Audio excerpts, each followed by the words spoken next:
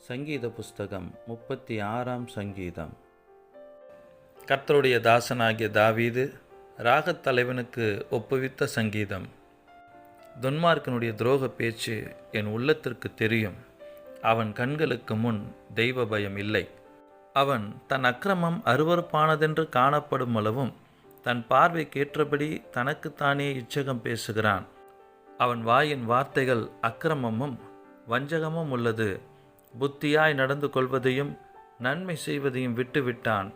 அவன் தன் படுக்கையின் மேல் அக்கிரமத்தை யோசித்து நல்லதல்லாத வழியிலே நிலைத்து பொல்லாப்பை வெறுக்காதிருக்கிறான்.